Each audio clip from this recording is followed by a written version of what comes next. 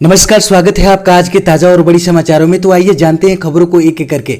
अगर इससे पहले कि आप हमारे चैनल पर नए हैं तो चैनल को सब्सक्राइब करके ऑल नोटिफिकेशन बिल को जल्दी से दबा दें ताकि आने वाले सभी लेटेस्ट न्यूज की जानकारी मिलती रहे।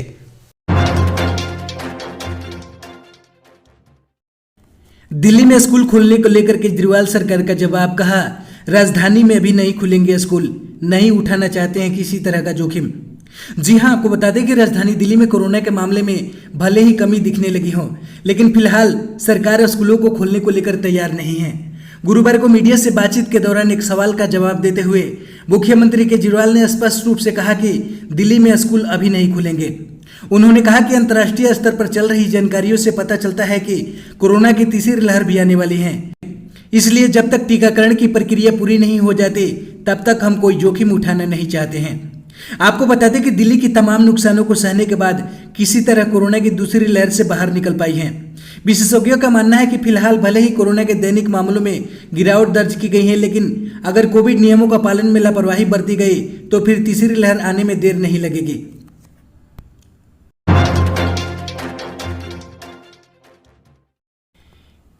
पेंशनरों को अब व्हाट्सएप के जरिए भी मिल सकेगी पेंशन की पर्ची, केंद्र सरकार का बैंकों को निर्देश।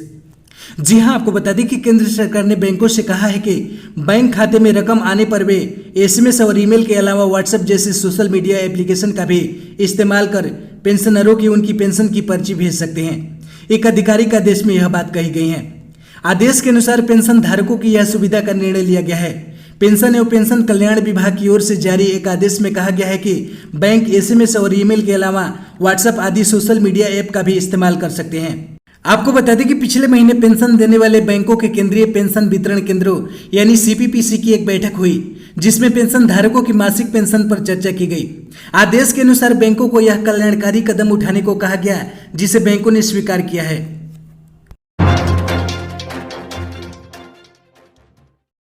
उत्तर प्रदेश सरकार ने प्राइवेट स्कूलों पर कसा शिकंजा।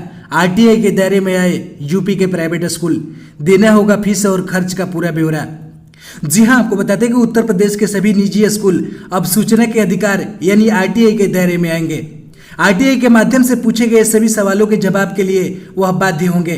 साथ ही स्कूल को अपनी फीस और खर्च का पूरा ब्यौरा भी देना होगा। आपको बता दें कि निजी स्कूलों को आरटीआई के दायरे में लाने वाला उत्तर प्रदेश देश का पहला राज्य नहीं है, बल्कि इससे पहले भी कई प्रदेश सरकारें ये फैसला ले चुकी हैं। गुरुवार को राज्य सूचना आयोग ने निजी स्कूलों को अपना जन सूचना अधिकारियों की नियुक्ति करने का आदेश दिया। वहीं आपको बता दें कि उत्तर प्रदेश के प्राइवेट स्कूलों का आरटीआई के दायरे में आने का मतलब यह हुआ कि अब शिक्षा संस्थानों को किसी भी व्यक्ति द्वारा पूछे गए सवालों का जवाब देना होगा। साथ ही साथ स्कूल फीस, उसका खर्च और स्कूल संबंधी अन्य जानकारी सूचना के अधिकार के तहत देना होगा। यूपी के सूचना आयुक्त प्रमोद कुमार तिवारी ने इस संबंध में आदेश जारी कर प्राइवेट स्कूलों को निर्देश दिया है कि वह अपने यहाँ जन सूचना अधिकारियों की नियुक्ति करें ताकि आरटीआई द्वारा मांगी गई जानकारी उपलब्ध कराई जा सके।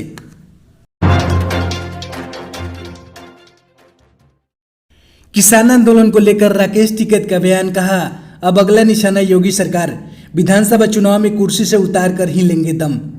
जी हां, आपको बता दें कि केंद्र सरकार के लागू किए गए 3 नए कृषि कानूनों के खिलाफ किसानों के प्रदर्शन की अगुवाई कर रहे भारतीय किसान यूनियन के नेता राकेश टिकैत ने उत्तर प्रदेश के पीलीभीत पहुंचे। राकेश टिकैत ने प्रदेश की योगी सरकार पर हमला बोलते हुए कहा कि अब उनके निशाने पर यूपी सरकार है। टिकैत ने कहा कि उनका संगठन राज्य के आगामी विधानसभा चुनाव में बीजेपी को कुर्सी से उतार कर ही दम लेगा। राकेश टिकैत ने कहा कि उत्तर प्रदेश की योगी आदित्यनाथ सरकार अब भारतीय किसान यूनियन के निशाने पर है। इसके बाद टिकैत ने कहा कि संगठन आगामी विधानसभा चुनाव में बीजेपी के खिलाफ मोर्चा खोलेगा और इस सरकार को हटा करके ही दम लेगा। समाजवादी पार्टी के पूर्व जिलाध्यक्ष लखविंदर सिंह लखा के घर एक निजी कार्यक्रम में पहुंचे टिकैत ने कहा कि पश्चिम बंगाल विधानसभा चुनाव में भारतीय किसान यूनियन बीजेपी के खिलाफ माहौल बनाने में कामयाब रही थी। परिणाम स्वरूप पार्टी को शिकस्त का सामना करना पड़ा था। ठीक उसी तरह उत्तर प्रदेश में भी किया जाएगा। राकेश टिकैत ने स्पष्ट किया है कि भारतीय किसान यूनियन न तो चुनाव लड़ेगी और न ही किसी दूसरे पार्टी का समर्थन करेगी, लेकिन सत्तारूढ़ बीजेपी के खिलाफ माहौल बनाने का काम अवश्य करेगी।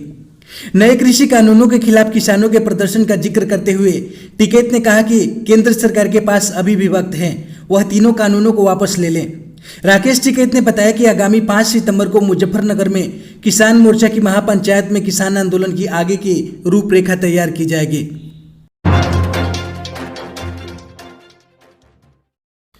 पश्चिम बंगाल में हिंसा पर एनएचआरसी की रिपोर्ट। सत्ताधारी पार्टी के समर्थकों ने विरोधियों को सबक सिखाने के लिए की जबरदस्त हिंसा।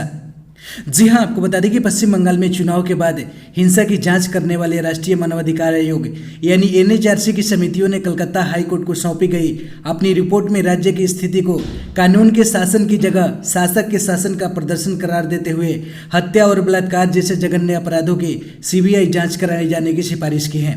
वहीं सीएम ममता बनर्जी ने भी रिपोर्ट लीक करने को लेकर एनएचआरसी पर पलटवार किया है। एनएचआरसी ने बंगाल में चुनाव के बाद की हिंसा पर अपनी रिपोर्ट में कहा है कि यह मुख्य विपक्षी दल के समर्थकों के खिलाफ सत्ताधारी पार्टी के समर्थकों द्वारा बदले की हिंसा थी। इसके नतीजे से हजारों लोगों की जीवन और आजीविका में मुश्किलें उत्पन्न हो गई और आर्थिक रूप से उनका गला घोट दिया गया। अदालत को 13 जून को सौंपी गई रिपोर्ट में कहा गया है कि समिति ने सिफारिश की है कि हत्या, बलात्कार जैसे जघन्य अपराधों को जांच के लिए सीबीआई को सौंपा जाना चाहिए और इन मामलों में मुकदमा राज्य से बाहर चलना चाहिए।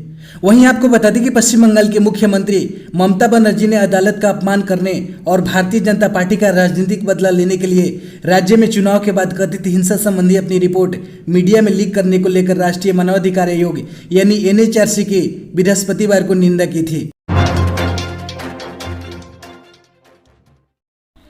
कोरोना पर नियंत्रण के लिए स्वास्थ्य सचिव ने राज्यों को 5T फॉर्मूले को लागू करने के लिए लिखा पत्र।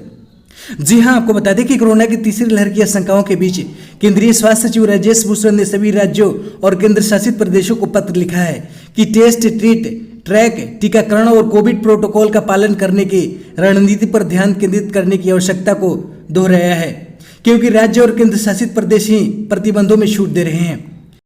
पर्यटन स्थलों एवं बाजारों में बेपरवाह उमड़ती भीड़ को लेकर केंद्र सरकार ने सख्त रुख अपनाया है। केंद्र ने राज्यों और केंद्र शासित प्रदेशों को भीड़ वाली जगहों पर अंकुश लगाने और कोरोना प्रोटोकॉल को लागू करने के लिए जिम्मेदार अधिकारियों के खिलाफ कार्रवाई करने को कहा है।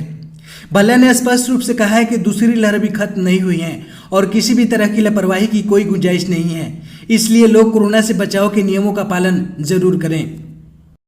हमारे चैनल पर बने रहने के लिए बहुत बहुत धन्यवाद। दी गई जानकारी से अगर आप संतुष्ट है अथवा नहीं, अपनी राय कमेंट बॉक्स में जरूर दें। जय हिंद।